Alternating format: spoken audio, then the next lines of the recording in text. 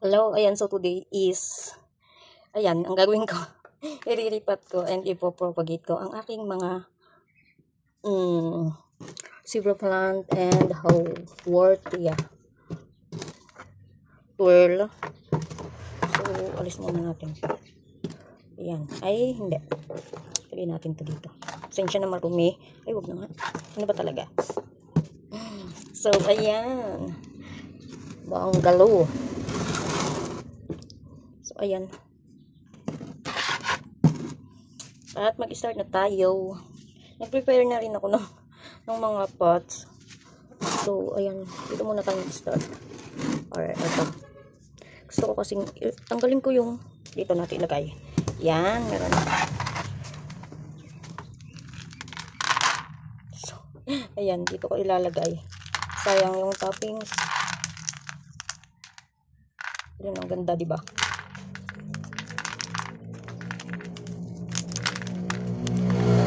At basa pa rin. Oh.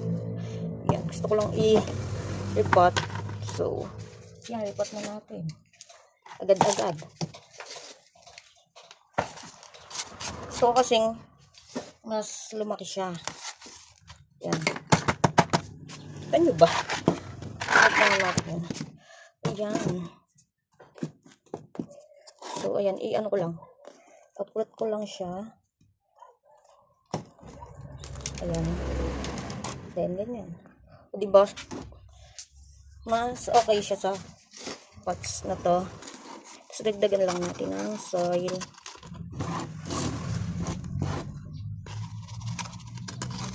Itong soil na to is yung ginagamit ko sa succulent ko.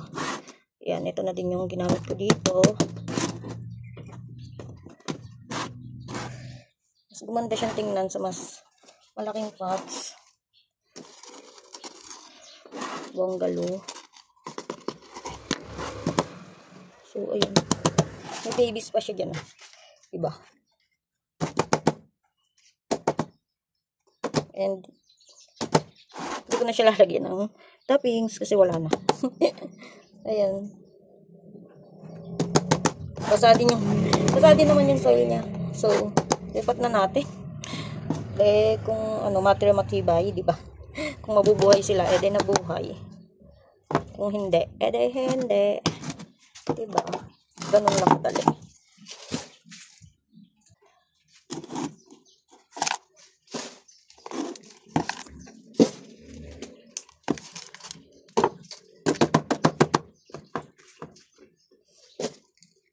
Tapos, gusto ko na din kasing ipropa yung mga babies.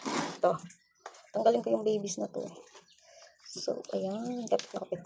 And, dali lang. Tanggalin ko lang siya. Magkakalat kasi dyan.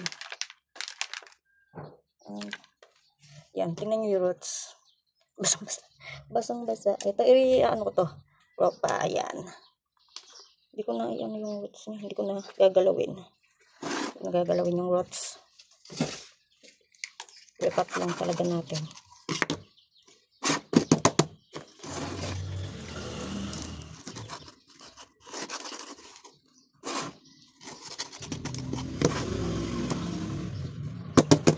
Ibabagay na siya sa pots na mas malaki. Kasi malaki na siya. Diba? Dati babies lang siya. Ngayon mother plant na din. Gusto ko ding dumami yung white zebra kaso tagal. May mga babies na din siya. May babies na din siya. Lalagyan ng diba ang ganda. Kaso siya natutuyo yung dumi ng kamay ko. Yung mga dulo niya natutuyo. Pero okay lang. Ayun. Ganda. Yung baby dati is may baby na din. Lagay na ako ng soil. Medyo basa-basa pa to. Soil. Binibilad ko kasi naabutan din ng ulan kasi biglang buhos ng ulan. So, ayan. Medyo natuyo naman ng unti. Wala nga lang araw talaga. Ayan. So, yung mga pots na yan, pwede sa mga propagation natin. Tinatabi ko din yung mga pots para meron tayong tataniman ng ating mga propagation.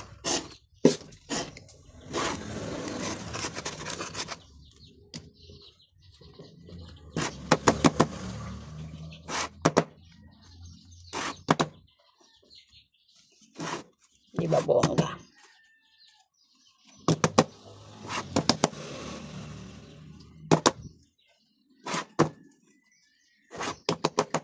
And, ayan.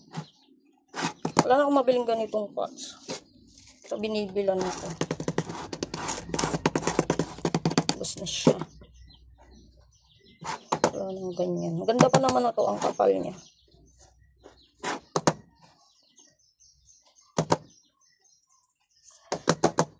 Ayan. Bongga. Nailapat na natin. Ito is, kukunin ko lang yung babies. So, ayaw. Kailangan natin i-uproot. Galing ko lang yung mga ano. Ayan o. Natanggal ko. Bongga. Meron na naman tayong tropa. Ayun na kasi matanggal. Kaya, yan, uproot na natin. O, diba? Yan. Dati ganito lang yun. Yan, ganito lang kalaki yung tinanggal ko din na yun. So, ngayon is, meron na ding mother plant. So, ayan. Babalik ko lang dito. Babalik ko din siya. Wala lang yung kanyang toppings.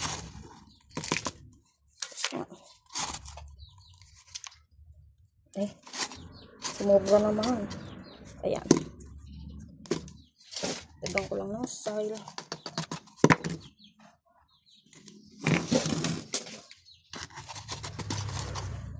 Sa iba daw, maselan tong zebra plant.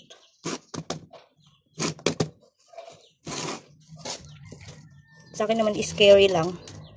Scary lang. Minsan kasi nakatiklop sila. Siguro ano sila, dormant season. Pati yung ano ko nga etong twirl ko, ganun din siya. Ano din. Tiklop din sila.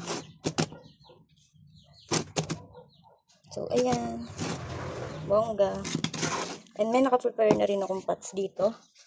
For ating nakuwang mga babies. Yung pots na to is lilinisin ko. Tapos yung soil is ibibilad ko.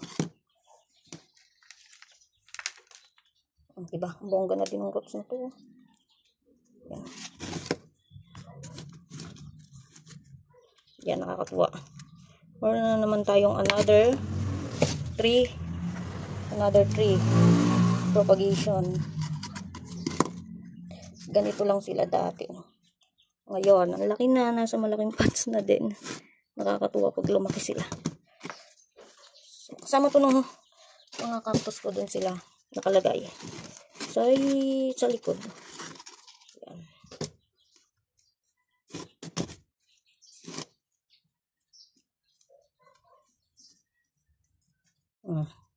Tropa, ang kalat natin.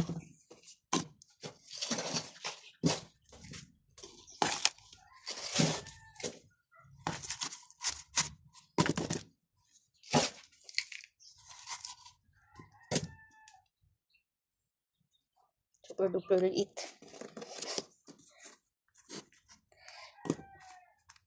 Cute niya. Ang cute. So, lalaki naman yan.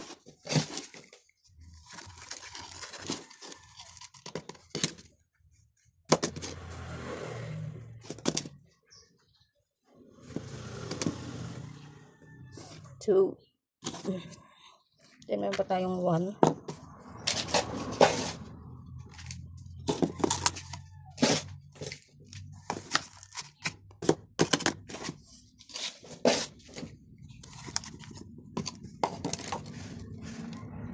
Yan. Karap lang natin siya.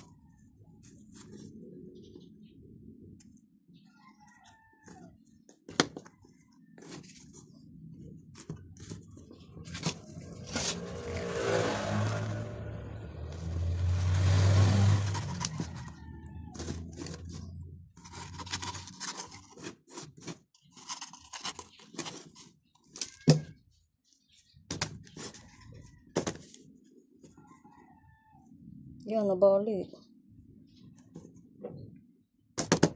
Nabali ang pinakadola. So, lalaki naman siya. Okay lang. Ayan, meron tayong 3 propagation. Ayan.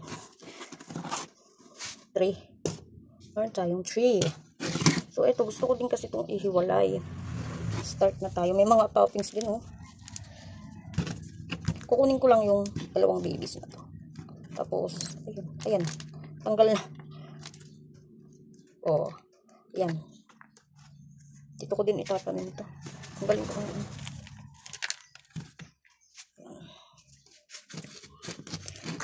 Pinuha ko lang yung kanyang babies. Para meron tayong tropa ulit. Yung ano ko, hindi ko tinatanggal yung lash. Kasi ang ganda niyang tingnan.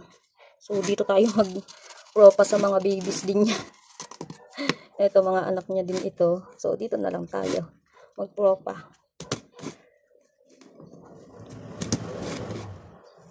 Diba? Pabonggahin natin.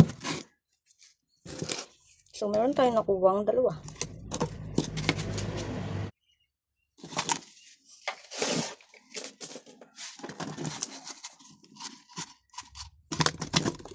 Itong pots na to is mga ito 1 year na 1 year na sa akin.